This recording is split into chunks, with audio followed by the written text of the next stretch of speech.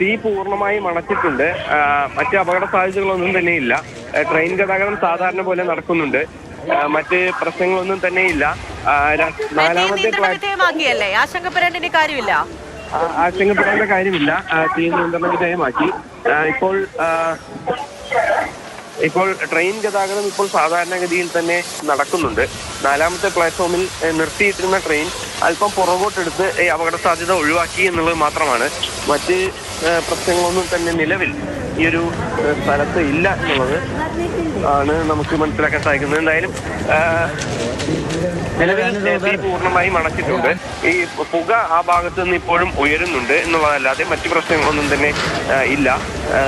ആളുകൾക്കൊന്നും തന്നെ പ്രശ്നങ്ങളില്ല. കൂടുതൽ ഫയർ യൂണിറ്റുകൾ എത്തി ഇനി പുക പൂർണ്ണമായും ഒഴിവാക്കുന്നതിനും മറ്റേതെങ്കിലും തരത്തിലുള്ള പൊട്ടിത്തെറികളൊക്കെ തന്നെ ഒഴിവാക്കുന്നതിനും വേണ്ടിയുള്ള ശ്രമങ്ങൾ ആണ് ഇനി നടക്കേണ്ടത്. അതിന് വേണ്ടിയുള്ള കാര്യങ്ങളൊക്കെ തന്നെ ഇപ്പോൾ ഇവിടെ പുരോഗമിക്കുകയാണ്.